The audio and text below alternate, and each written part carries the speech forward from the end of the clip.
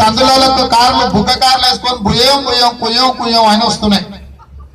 ఇవాళ ఎక్కడైనా చూస్తే అంబులెన్స్ వస్తుందో తెలియదు, ఆలుగడ్డ శ్రీనివాస్ యాదవ్ వస్తుండో తెలియదు మనకు.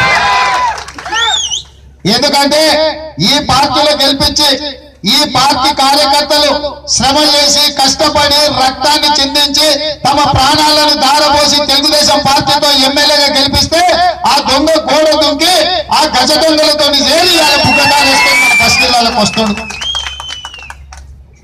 నోరే సక్క నిర్వహణిక రాదు, ఎందుకంటే నోటి నిండా పాన్ పరాగే ఉంటది. అవునా కదా? ఇవన్నీ చెప్పొద్దనుకున్నా, నేను బాగుండదు అనుకున్నా, కానీ చెప్పక తప్పేటట్లేదు. ఆయన చాలా పెద్ద పెద్ద మాటలు మాట్లాడుతున్నాడు. ఇక మేము వచ్చినాం, మేమున్నాం, మేమే చెప్తాం, మీరేంద్ర రూపాయి అని అంటున్నాం.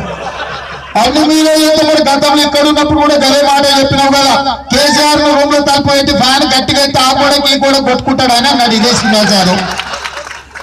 మరి ఇవాళ ఆయన కాలకాడు ఎందుకు కూర్చున్నాడో సమాధానం చెప్పాల్సిన అక్కర్లేదా?